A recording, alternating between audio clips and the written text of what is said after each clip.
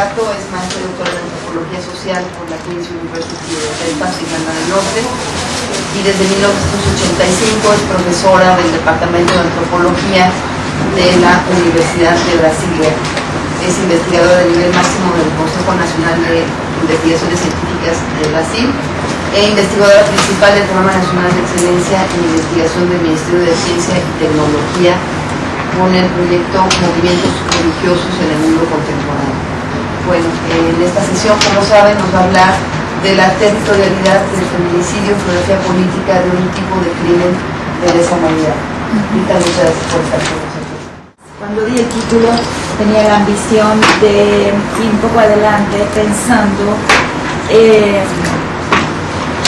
vinculando el tema de Ciudad Juárez a lo que vine a hacer a Tajo, el texto sobre Tajo, que es importante para Tajo, que es la faccionalización de la República, y que es un texto que trata sobre territorio, o sea, el territorio en realidad no entendido como un espacio físico, o sea, sino como una construcción, ¿no? Bueno, estoy explicando ahora lo que había pretendido hacer y no conseguía hacer para enseñar, pero lo dejo como una inquietud para todo el mundo. O sea, lo que estaba intentando teorizar, usando una cantidad de autores y la geografía humana de los últimos años, que se ha sofisticado muchísimo,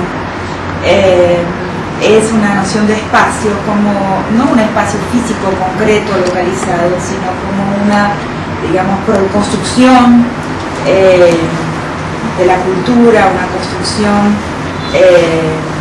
simbólica. Y quería, entonces mi pretensión era, y todavía en algún momento pretendo hacerlo, ver que los feminicidios, tal como los hemos conocido a partir de Ciudad Juárez, están radicados profundamente en un espacio que es el espacio fronterizo, o sea, el espacio de la frontera México-Estados Unidos, con todas las características de esa frontera. Pero evidentemente se están extendiendo, o sea, una realidad habría que entender mejor, pero a Guatemala ahora hay noticias hay gente que habla de feminicidios en mi país, con pocos crímenes, pero que tiene una característica de la que vamos a hablar de aquí a poquito, que podría, creo yo, servir para tipificarlo de la misma forma. O sea, son crímenes que yo llamo de genéricos, donde mueren mujeres que tienen una misma característica, pero que no tienen nada personalmente particular. Después quería volver un poco a ese tema, que es el tema del texto que escribí. Pero digamos, en el caso de mi país han muerto en una ciudad donde hay tráfico, donde hay dinero suelto, dinero no declarado. ¿De qué país son? Argentina. Han matado durante un periodo histórico de algunos años mujeres que trabajan en el campo de la salud. Y no sé, son crímenes incomprensibles. O sea, la característica de los feminicidios es su ininteligibilidad. Y yo separo los feminicidios de los otros, eso me gustaría discutirlo aquí, de los otros crímenes de género. Y también se habla de feminicidio en Guatemala, con números absolutamente espantosos. En Uruguay, en Chile, las chilenas están hablando de la existencia de crímenes semejantes. En Perú, o sea, parecería que hay una expansión de este fenómeno terrible, ¿no? Entonces, mi idea había sido usar esta noción de territorio como un territorio que no está fijado espacialmente, pero que se separa del espacio, que ya no es un territorio esencializable, digamos, solamente aquí. Y intentar asociar este tipo de crímenes a un tipo de territorialidad que se expande, que crece, que va mucho más allá de un espacio físico localizado, esencialmente fijado en una frontera particular. Habría entonces, mi pregunta con ese título, y lo digo para que, si quieren pensarlo también, esa territorialidad construida, simbólica, que es la frontera México-Estados Unidos, es un tipo de territorialidad simbólica que se está expandiendo.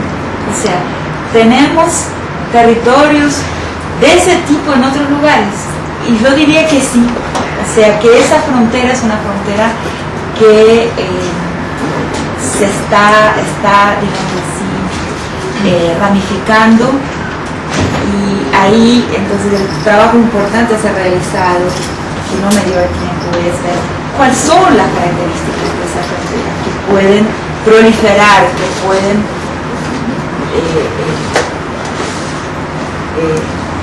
desplegarse.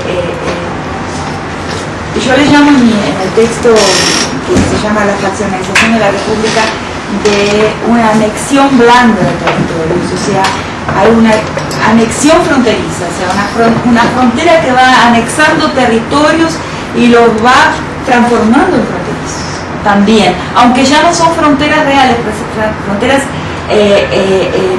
espaciales positivas, digamos, abordadas con una perspectiva positivista, es la frontera, sino que las características simbólicas de lo fronterizo, por una característica del capital y de la faccionalización de la república, la faccionalización de lo público, el desaparecimiento de la república como la entendíamos, con un respaldo estatal como la entendíamos en todos los países, no solamente en México, hasta hace muy poco tiempo, está desapareciendo, y lo que se ve es un fraccionamiento de los recursos, un fraccionamiento hasta de los derechos, y que lo percibimos en la manera en que se están comportando las religiones, las identidades étnicas, las identidades partidarias, los grupos dentro de los partidos, las mafias, en fin, hay una especie de fraccionamiento de lo público y lucha generalizada de redes de poder que transforman todos los espacios en espacios fronterizos, ¿no? Entonces, yo creo que ese fenómeno, que es un fenómeno de la manera en que digamos, el comportamiento tardío de la República y de la modernidad, está afectando el cuerpo de las mujeres, o sea, está haciendo proliferar este tipo de crímenes que son asociados con la realidad de la ausencia de ley, de la ausencia del Estado, de la fragilidad del Estado. Entonces, para mí, feminicidios y fragilidad del Estado son co-terminales, ocurren, son fenómenos que son afines, tienen una profunda afinidad simbólica, funcional.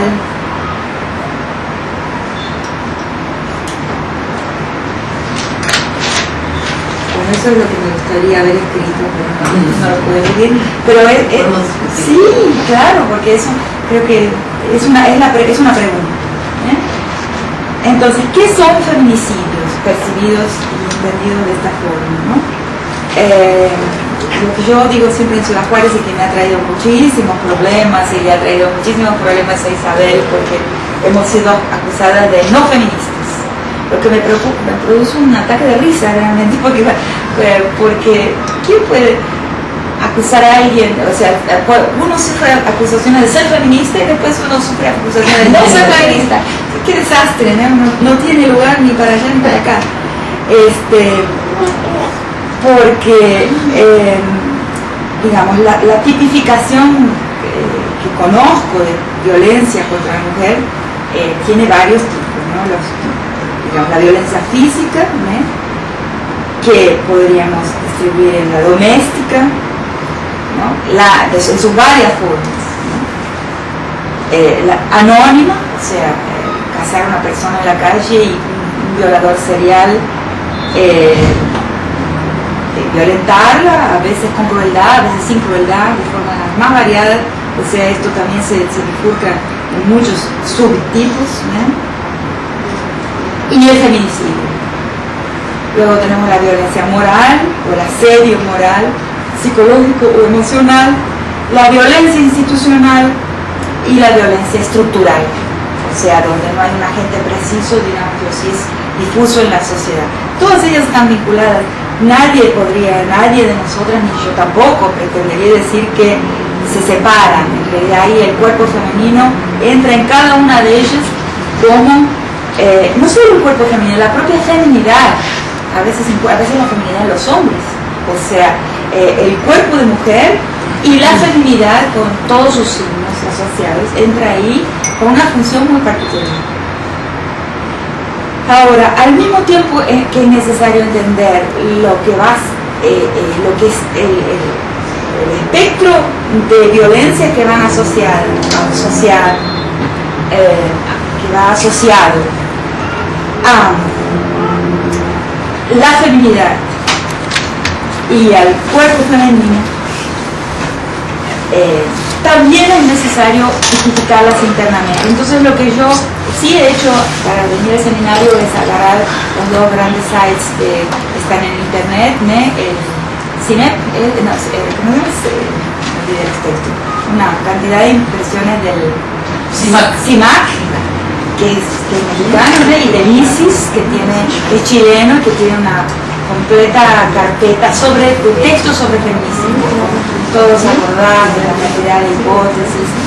Y lo que yo encuentro es que cada vez que se habla de tipificar el feminicidio, se habla de tipificar crímenes contra la mujer en un único saco, en una única bolsa, todos juntos. Y a mí yo eso no le llamo tipificar, o sea, le llamo tipificar a un trabajo fino en el que, por un lado, sí se explique cuando aparece feminidad y cuerpo femenino, que detona, ¿no?, en términos de prácticas sociales, de creencias, de valores. Eso es tipificar también, pero dentro de eso, tipificar también todas las formas de accionar y las prácticas que surgen por relación. Si no vamos al detalle, es muy difícil entenderlos. Y el argumento que tengo es que si ustedes ven la manera en que proceden las autoridades y los medios en Ciudad Juárez, es justamente tipificando en general, o sea, los crímenes contra la mujer. O sea, lo primero que me surgió a la vista ayer, allá prendí la televisión en el hotel y veo entonces las noticias, y las noticias hablan por sí mismas. Empiezan a hablar de un conjunto de violencias, primero de todo tipo, la grande de allá, de la ciudad del lado, de los vecinos de no sé dónde, un padre que pegó a su hija, un marido que mató a la mujer, todo junto. O sea, ese es el trabajo de los medios. El trabajo de las autoridades locales también, cada vez que habla la fiscal, cada vez que en los días, la semana que estuve ahí, leía en los diarios siempre, porque los crímenes de la mujer son un terrible sufrimiento. Entonces, si las autoridades y los medios trabajan así, quiere decir que nosotros tenemos que trabajar de otra forma. Es la señal más clara de que hay que hacer algo más que esto. ¿Por qué? No porque las autoridades y los medios son intrínsecamente malignos, eso podemos también creer eso, pero bueno, pero sino porque esos medios y esas autoridades no fueron lejos, o sea, no consiguieron nada. Entonces, si por ese camino, en 10 años, 12 años, no se consiguió nada, quiere decir que ese camino es un camino que conduce no en la dirección en la que queremos ir. Entonces, eso también me confirma de que este trabajo, que esta propuesta mía de que tipifiquemos más fino, no es una propuesta antifeminista, como a veces se sabe, no, porque separar la política de género como algo, un problema político de la mujer, ¿no? Claro que sí, pero necesitamos ir más lejos que eso, porque por ese camino no se avanzó nada en el sentido de aclarar, de permitir comprender. El mayor enemigo que tienen los feminicidios de Ciudad Juárez y para todos los lugares donde se expanden es que la gente no cree que ellos ocurren de verdad. Cuando los contamos en Brasil, por ejemplo, en Brasil hay una ciudad que se llama Recife, donde los índices de muerte femenina son más grandes, muchísimo más grandes que los de Ciudad Juárez. Es aberrante. Ahora, ahí hay una gran ONG famosísima mundialmente que se llama SOS Corpo, SOS Cuerpo, y fui a Recife y les dije, bueno, ¿dónde están las estadísticas? O sea, porque esta cantidad de crímenes contra la mujer no son normales. No, es horrible, pero no es normal. O sea, cuando es un crimen contra la mujer se transforma en parte del paisaje, se normaliza, sí, siempre hubo en la historia, es terrible. O sea, esa normalización de lo aberrante, de la violencia, del odio de género, como una característica de todas las épocas, de todas las sociedades, de todas las culturas, contra lo que nos rebelamos con una rebelión que es política y feminista, no está sirviendo de mucho, porque al mismo tiempo que nos rebelamos, al mismo tiempo la normalizamos. O sea, estamos diciendo, siempre ocurrió, es un problema de género que se confunde con la historia de la especie, no es biológico, o sea, no, las causalidades no son biológicas, pero de un tiempo tan largo, que es un tiempo más largo que el de las historias de la mentalidad, es mucho más, el tiempo del género es un tiempo mucho más largo que el tiempo de la longue durée de la historia de la mentalidad, de la historia de la cultura. Eso. Entonces dicen, no es biológico, y entonces no lo estamos transformando en parte del paisaje, en una causalidad inevitable, pero al mismo tiempo lo estamos normalizando sin querer, porque estamos diciendo que se encuentra en todo lugar. No existe ninguna sociedad que no conozca la violación. Existen sociedades que se llaman libres de violación porque es rarísimo, porque a veces en una generación no sucede nunca, pero la gente de esas sociedades ha escuchado alguna vez hablar de una violación y hace sentido. Existen sociedades como África del Sur y Estados Unidos, en mayor número, donde las violaciones son hechos diarios. Pero digamos, alguna sociedad en la cual se hable de una violación del cuerpo de mujer y le digan, es un marciano, nunca escuchamos hablar, qué cosa rara, ¿qué quiere decir? No existe. O sea, es un hecho con significado en cualquier lugar del mundo. Entonces, al decir esto, estamos diciendo que la historia es muy larga de este tipo de crímenes, de este tipo de prejuicios. Estamos diciendo entonces que ya se ha transformado en casi un inevitable. Entonces sí gritábamos y eso, pero bueno, siempre fue así. Entonces vuelvo al SBS Curve. Entonces ellos tienen mucha investigación de números, pero no tienen una subtipificación interna, no saben decir cuántas de esas muertes. ¿Por qué? Porque las comisarías de policía, las delegaciones, se llaman en Brasil, no sé cómo se llaman en México, las delegaciones de policía, no tienen una estadística que tipifique qué mujer muere dentro de la casa, qué mujer es un accidente, que podría ser un accidente, que podría ser también una agresión, qué mujer se suicida, qué puede ser suicidio y puede no ser suicidio, qué mujer acaba muriendo, digamos, por problemas de salud que son consecuencia de agresiones continuas, y qué mujeres mueren en la calle, muertas por personas que conocen, muertas por personas que no conocen, y qué mujeres hacen parte del pequeño grupo que mueren como los feminicidios y las muertes.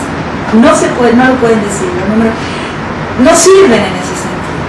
O sea, no sirven porque yo solo, esa es mi postura personal, creo que es posible avanzar en la ley, avanzar inclusive en el Tribunal Penal Internacional, avanzar en formularlo, como convencer a los juristas de que se trata de un crimen de lesa humanidad, y eso es muy difícil. Aún los juristas que son simpáticos a nosotros, como Castresana, nos han dicho hasta el momento, no lo he visto ni en California más recientemente, pero cuando lo encontramos aquí en México, que le parece muy difícil tipificar este crimen como esa, ahora está cambiando.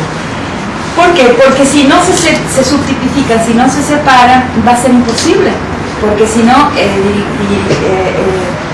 una gran parte de la humanidad va a tener que dar trabajo al Tribunal Penal Internacional. O sea, como son tan normales en términos de cantidad ocurrida en el tiempo, no habría abogados, no habría procuradores, fiscales en el Tribunal Penal Internacional capaz de dar cuenta, capaz de procesar la cantidad de casos como los que llegan hasta allá. No puede ser. Entonces es necesario, y estamos en un problema parecido con el del aborto. En Brasil hay una gran polémica en este momento, porque hay una línea muy fuerte que ha cobrado mucha exposición en los medios, que es legalizar el aborto por malformación, sobre todo y muy específicamente para los fetos que tienen anencefalía, o sea, que son anencefálicos.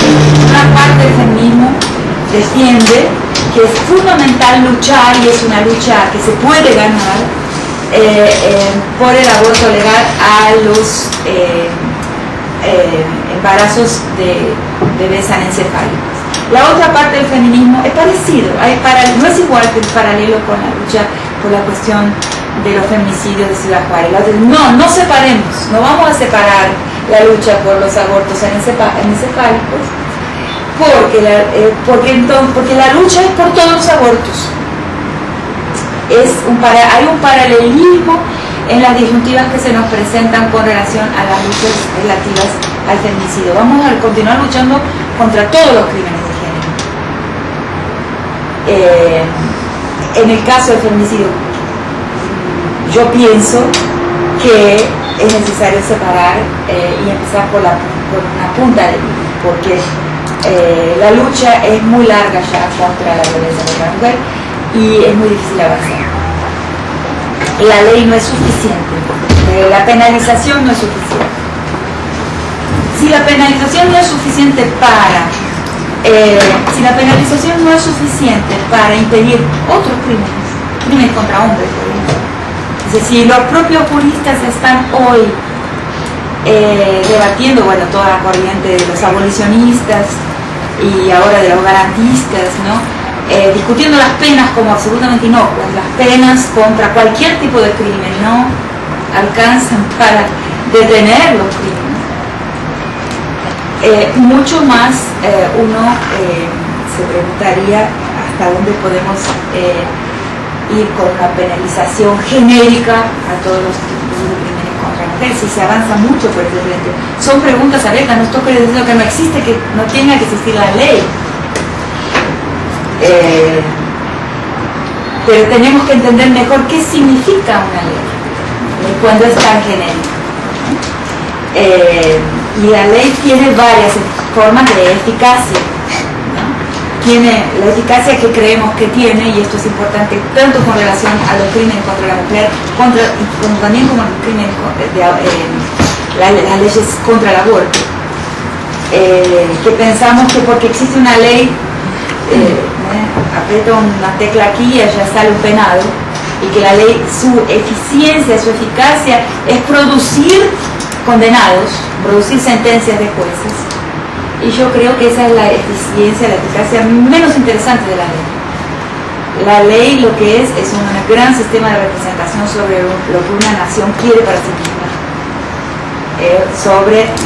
Es un conjunto de palabras que nombran lo que se quiere y lo que no se quiere como pueblo, o sea, como sociedad nacional.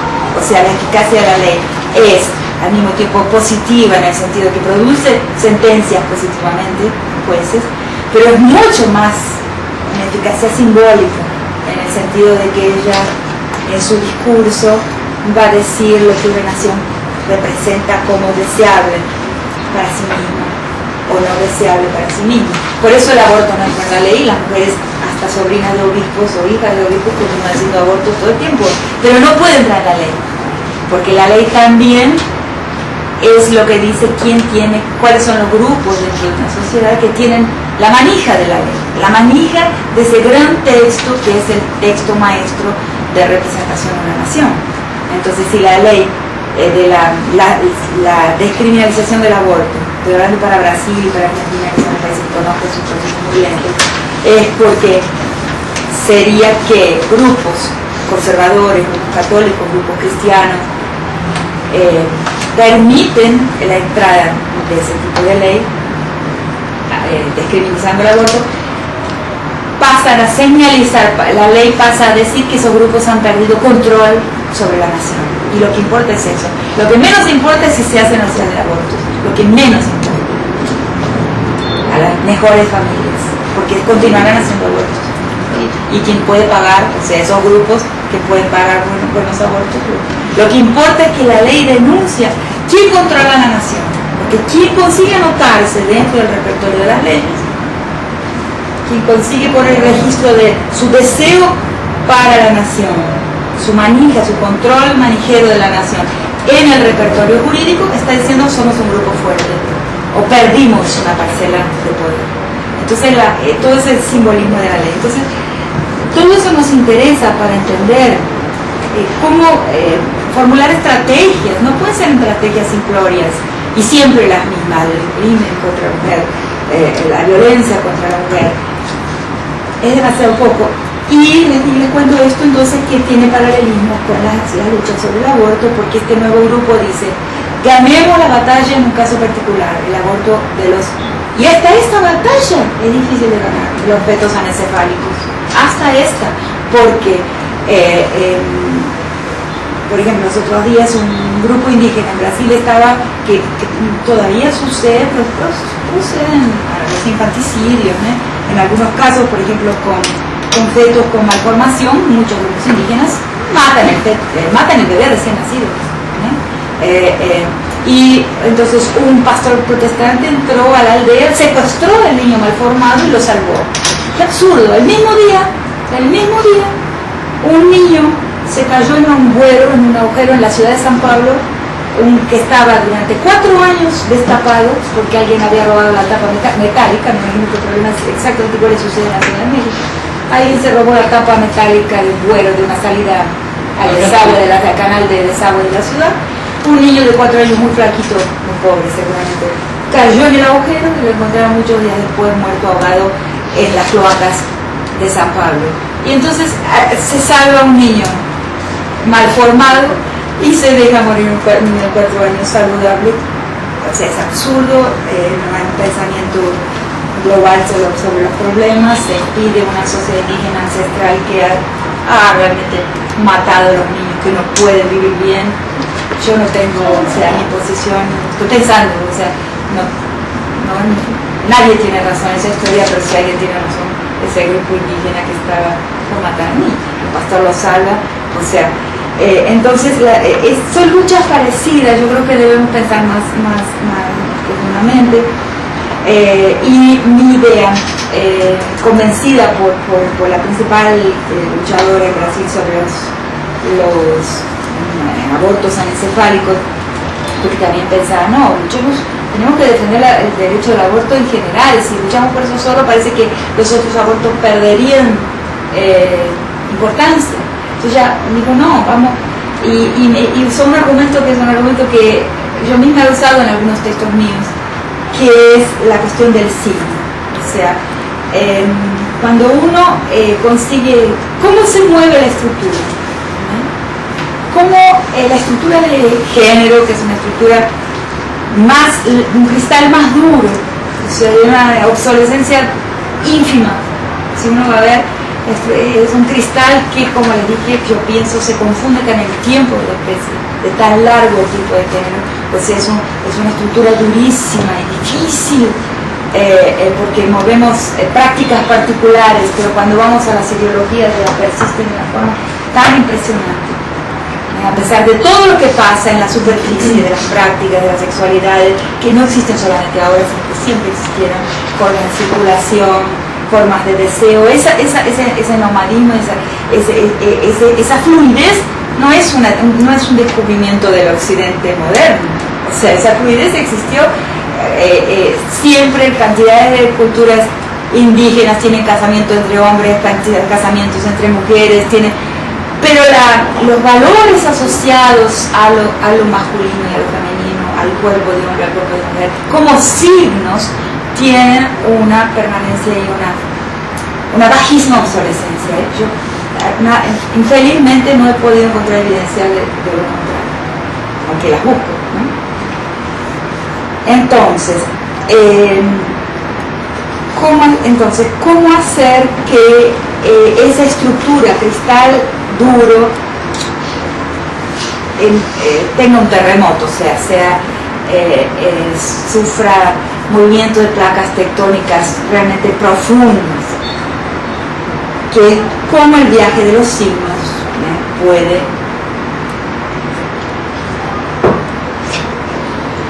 producir un temblor profundo en la estructura, porque el viaje de los signos siempre existió. No sé si me entienden lo que estoy diciendo. O sea, la fluidez de los signos siempre existe. La agramaticalidad de la práctica no es un invento nuestro del postfeminismo, para nada, siempre estuvo. Pero ¿cómo hacer que ese viaje de los signos toque en un centro neurálgico de la estructura? Entonces, esa es la tarea, yo creo. Entonces esta persona me decía que bueno, tocando en el aborto encefálico, porque es tan evidente que ellos acaban de producir inclusive un documental ahora, que no tiene sentido mantener el embarazo de una mujer pobre, todo hasta el final. Hicieron una película sobre un embarazo de una mujer muy pobre, muy chiquito, muy sin recursos, que fue obligada por un juez a mantener su embarazo todos los 9 meses, todo, ir a la luz, sufrir los dolores de parto y tener un bebé, y el bebé para anencefálico, o sea, un monstruo, ¿no? Sabiendo que iba a ser un monstruo todo el tiempo, es monstruoso. Entonces, es un caso tan simple, es un caso, digamos, en que se podría, tocaría muchas conciencias, ¿no?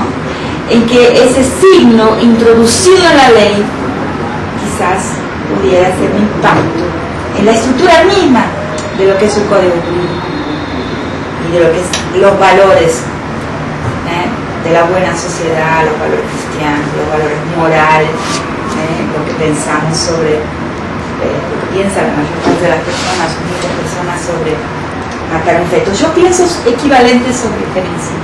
Hay paralelismos, creo que podríamos trazar un paralelo ahí, que los feminicidios son un crimen, primero, tan brutal, tan bestial,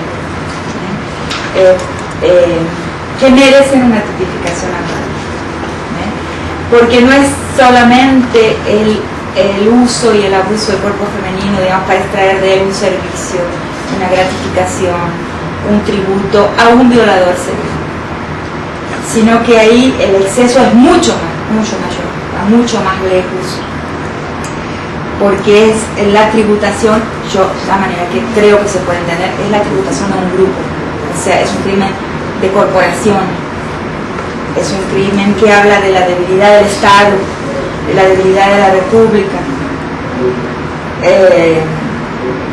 y por lo tanto sería muy importante tipificarlo como un crimen especial, como un crimen equivalente al genocidio. Porque esa es la tarea, o sea, donde alguien, no por ser esposa, no por ser aquella mujer que pasó sola por un lugar, y yo soy un viciado en crímenes seriales y necesito, reconstruir mi masculinidad a expensas de ese ser que me atraviesa mi camino a oscuras en una noche sin defensa posible. Yo necesito hacer esa restauración personal de mi masculinidad. Todo eso es terrible, pero estamos hablando de algo que podría mostrarle por el absurdo a la gente, el extremo de lo que significa ser mujer, argumentando que esos crímenes, mostrando esos crímenes como por exceso muestran cuál es el lugar del cuerpo femenino en una sociedad, en una colectividad. Yo no sé si vale la pena dejar y entonces conversar, porque ahí yo ya les hablaría sobre el texto que ustedes tienen, que es, las ideas básicas de ese texto son cómo actúa la sociedad local creando una pantalla de humo, o sea, un smoke screen, una cantidad de crímenes confusos que son todos iguales de alguna manera, okay. Entonces así actúan autoridades, medios y feministas, todos juntos. ¿Qué características tienen este pequeño grupo de crímenes? Que no son todas las muertes de mujeres que suceden ni en Ciudad Juárez, ni en Chihuahua, ni en México, ni en toda América Latina y el mundo. O sea, ¿qué características tienen? Que hay privación de la libertad, hay acción sobre el cuerpo por parte de un grupo de personas. ¿Qué quiere decir? Que esas personas que tienen esa acción sobre ese cuerpo en realidad están mezclando sus fluidos corporales, están mezclando sus fantasías, lo más íntimo del ser humano, o sea, sus fantasías más íntimas en común, en comunión, ¿no? Alrededor de ese cuerpo. Hay tortura, o sea, hay un exceso de crueldad. ¿Qué quiere decir que hay un exceso de crueldad? Que hay una exhibición de sangre fría, hay una exhibición de capacidad de de capacidad de muerte, y no solo de capacidad de muerte, de insensibilidad, que es, digamos, la característica de las instituciones masculinas. Cómo trabajan todos los ejércitos, cómo trabajan todas las corporaciones militares, y ese es el otro tema de hoy, públicas y privadas. Trabajan con una tecnología del sujeto, produciendo sujetos desensitizados, desensibilizados, que tienen que mostrar que su piel, que su cuero es duro, que no lloran, o sea, que no sienten el dolor del otro. Si lo sienten, lo tienen que ocultar muy perfectamente bien, si no quedan descalificados como miembros de la cofradía. Entonces, hombre es eso desde tiempo inmemorial, desde las iniciaciones de los jóvenes en las escuelas de iniciación masculina,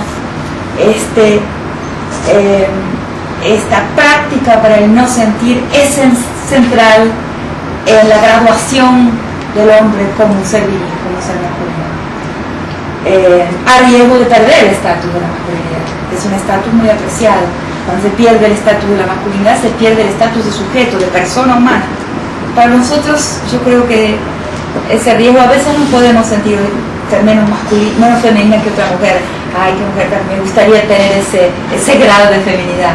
También existe, pero no implica, ¿no?, en las mismas, implica lo contrario, si vamos a ver, ¿no?, en mostrarse muy suave, mostrarse muy dulce, en todas esas cosas que no son tan terribles como tener que mostrarse muy duro, muy cuero, muy, me clavo, me rasgo y no siento, o sea, si no siento en mí, en los entrenamientos del sicariato, en los entrenamientos de las policías privadas, de los matones privados y de las policías públicas y de los ejércitos públicos, si no siento en mí, si entreno mi cuerpo para no tener sensibilidad para el dolor, mucho menos puedo sentir en el otro, ¿no?, aunque sea un cuerpo equivalente al de mi madre, al de mi hermana.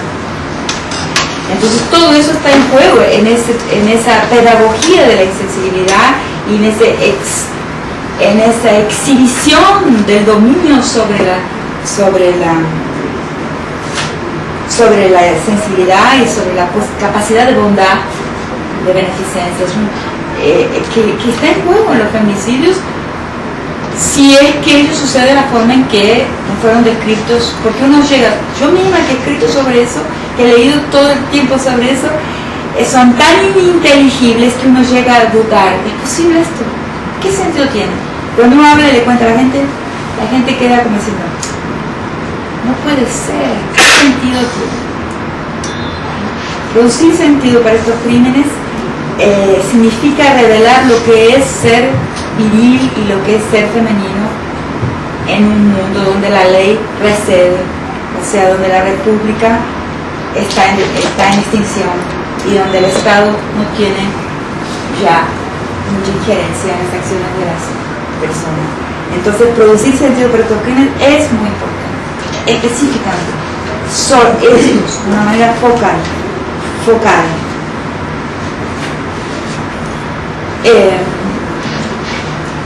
Entonces, bueno, esa es mi tesis. Yo creo que puedo parar por ahí.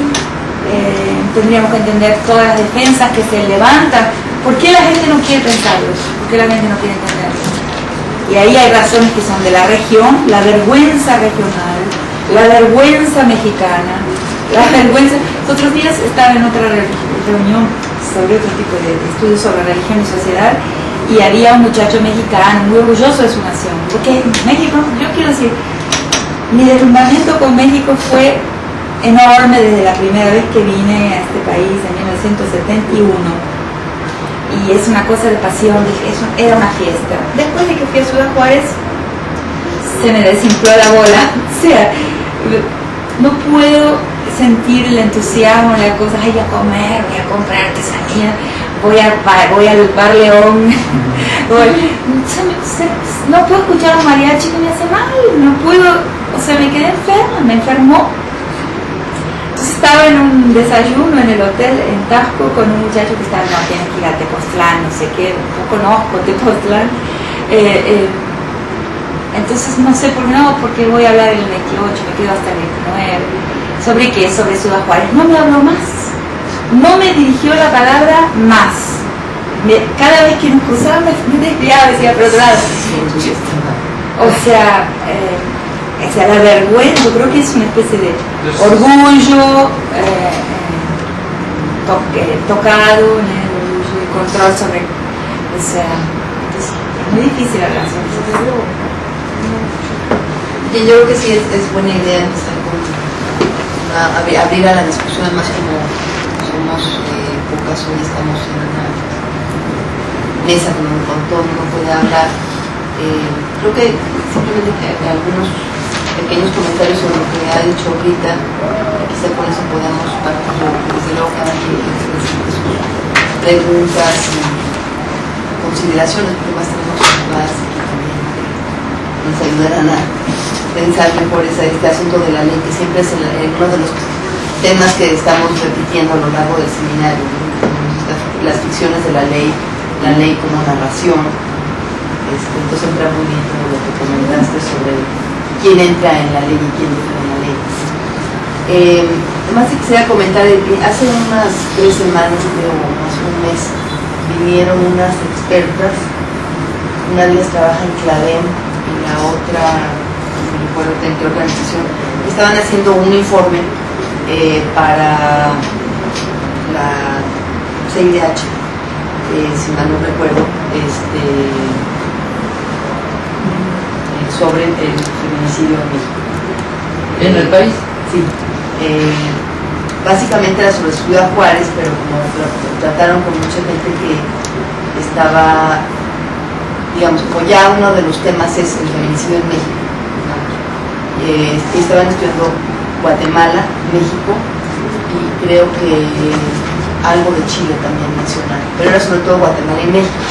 Las trajo la Comisión Mexicana por Defensa de los Derechos Humanos.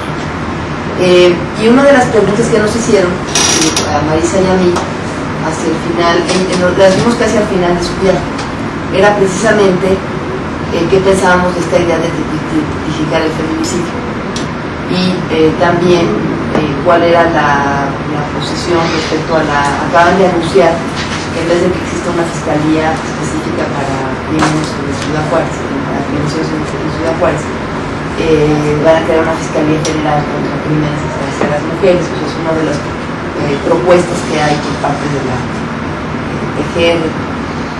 Entonces, bueno, yo básicamente le dije que no estaba de acuerdo con la propuesta que hay general de tipificar el feminicidio, como le dije, depende cómo se define el feminicidio. Entonces, una cuestión interesante que dijeron, que me parece, vamos a poner aquí sobre la mesa, es que dijeron, bueno, en parte estaban de acuerdo con que, bueno, no se podía definir feminicidio en términos muy amplios, ¿no? De decir que era toda la violencia contra las mujeres y crímenes contra las mujeres, porque les insistimos en que, bueno, en Ciudad Juárez estaban sucediendo crímenes específicos, que algunos de esos tipos de crímenes estaban repitiendo en otras ciudades, que en ese sentido sí se podía hablar de feminicidios en muchas ciudades de México, pero que, por ejemplo, hablamos del Estado de México, que fueron a visitar varios estados, fueron a Juárez, fueron a Oaxaca, fueron al Estado de México y fueron a Chiapas. Oaxaca y el Estado de México los que tienen violencia más alta, tasas de violencia más altas contra las mujeres. Entonces hablamos del Estado de México, por ejemplo, bueno, es que habría que ver las estadísticas del Estado de México, sí son más las mujeres asesinadas al año, pero no sabemos exactamente en qué circunstancias, etc. Y una cuestión que ellas plantearon es que, bueno, que tenía una utilidad política usar el término feminicidio, o sea, hablar de una tipificación del feminicidio, porque de esa manera se ponía eso en la ley. Entonces le dije, bueno, tienes razón en un sentido, digamos, para la comisión del Congreso, ya sea de la Cámara o del Senado, que diga, somos la Comisión Especial para el Seguimiento del Feminicidio en México, que es distinto de la Ciudad Juárez, puede ser útil políticamente, ¿no? Porque tienen una definición supuestamente clara de lo que es este asunto, ¿no? Pero por otro lado, el problema es cómo se va a usar, pues si lo van a proponer para una ley nacional y luego propondrán para una ley internacional, pongamos, cuál es la utilidad de tener un término que es demasiado amplio, que se pierdan estos, que bueno, si hay unas leyes contra los asesinatos en general, entonces los asesinatos, si hay una ley contra la violencia contra la mujer, por ejemplo, que estaba proponiendo, ¿no? Esas leyes se deben aplicar. Pero entonces, ¿para qué queremos simplificar todo como municipio? Entonces quedó como una pregunta abierta, ¿no? Y lo interesante es que, bueno, después se pusieron en contacto una vez con nosotros y les habíamos dado un texto que editamos el año pasado al principio de trabajo en Ciudad Juárez, para citar, ¿no? Y a mí venía un artículo de Isabel, de Maestra Lagarde, etc. No sé si les va a, o sea, en qué sentido lo van a usar, pero digamos que es una cuestión que creo que es muy importante lo que estás planteando, y que quizá por eso podemos empezar con esa discusión, que es, o sea, en qué sentido es útil tipificar de cierta manera o no la violencia, ¿no? Otro problema era también si se puede equiparar con un genocidio. Por ejemplo, justamente en México el tema del genocidio está muy vigente, ¿no? Porque se está tratando de probar la Fiscalía contra los Crímenes del Pasado que el asesinato de estudiantes en el 71 fue genocidio y no han realmente logrado probarlo. Parece que, o sea, si hay una resistencia, ¿sí? Porque si decimos que el genocidio es el asesinato sistemático de un grupo particular de la población, entonces no se me ocurre que en el caso de Ciudad Juárez, yo no soy abogada, cómo se va a definir exactamente ese grupo de población, porque si decimos que son contra las mujeres, no nos están matando a todas, ¿no? Exacto. Entonces, si hay mujeres pobres, tampoco se están matando a todas las mujeres pobres en todo el país. Pero no, pero hay, digamos, el genocidio por excelencia, digamos, o que se usa como modelo, es el genocidio judío. Se habla del genocidio de los armenios, se habla del genocidio en Ruanda, son los casos más sonados y más criticados en nuestro genocidio. Entonces ahí está también el problema de cuáles son las finezas legales, que digo, pueden ser nada más demagogia si quieren, ¿no? Porque a fin de cuentas los vencedores son los que definen muchas veces lo que fueron los crímenes de guerra. Eso se puede. Pero bueno, digamos, eso es más o menos lo que yo tendría de poner por el momento sobre la mesa, desde luego es para todo.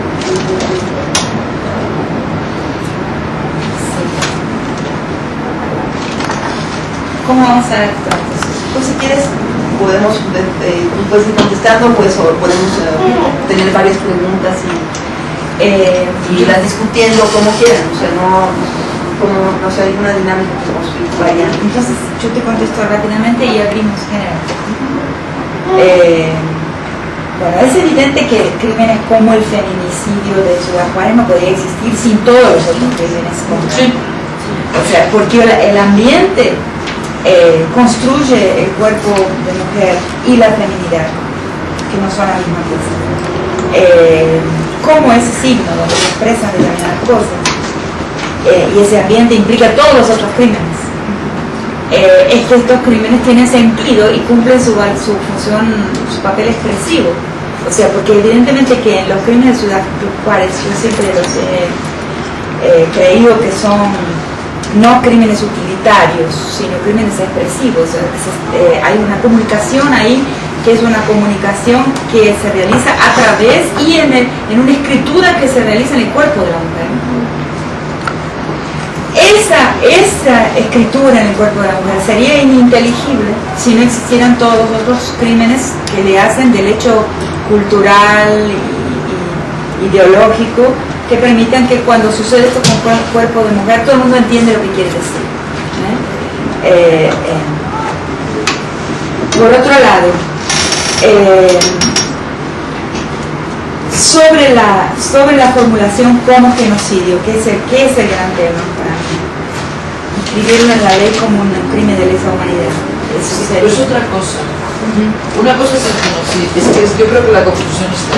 No, pero yo no creo que la Constitución está No, son cosas internacionalmente son dos tipos. Sí. ¿Entiendes? Internacionalmente hay un crimen contra la humanidad y hay otro crimen que es el genocidio. Perfectamente, pero estoy diciendo construirlo con... No, el genocidio es uno de los crímenes contra la humanidad. Es un subtipo de los crímenes contra la humanidad. O sea, uno de los crímenes contra la humanidad es el genocidio. En tu lógica, pero en el derecho internacional. No, sí. O sea, parece lo que estaba contando México con el caso de Argentina, que por mucho tiempo, hasta manuales recientes, los crímenes de la dictadura militar con crímenes políticos no eran formulados como genocidio, y ahora sí se están hablando como genocidio. El hacer entrar nuevos crímenes digamos, a esa inscripción, a todo lo que es el vocabulario de los derechos humanos, es una lucha sin cuartel. O sea, los derechos humanos y en todos sus tipos es un repertorio de nombres en expansión, y conseguir que ese repertorio de nombres se hinche, se amplíe, es una lucha permanente. Entonces, lo que pasó recientemente, yo diría que los últimos 5 años, es que se empezó a hablar de los crímenes contra los prisioneros políticos como un genocidio, la exterminación de un grupo de convicción, o sea, de un grupo, como si fuera un grupo religioso, un grupo de convicción política. Ahora, estos crímenes contra la mujer, tipificarlos sería interesante, porque lo que pasa es que no es, la mujer que muere ahí no es conocida o odiada o castigada personalmente por la relación con cualquier uno de sus violadores y torturadores. Es una mujer anónima. Los perpetradores es una colectividad, o sea, es un grupo de personas. Y la manera en que entra la víctima es de una forma totalmente genérica. O sea, la mujer pobre, la mujer que pertenece a un hogar donde hay problemas económicos, problemas de alcoholismo, problemas sociales, culturales, muy arraigados debido a la situación de clase. Ella muere como persona en su medio doméstico o muere en su medio vecinal, pero esta mujer es una mujer que muere genéricamente. Entonces, todo el trabajo nuestro, yo creo, sería definir qué es ese genérico, o sea, ese genérico que la transforma en un genus y que la transforma en una víctima de genocidio, o sea, una víctima de una muerte genérica.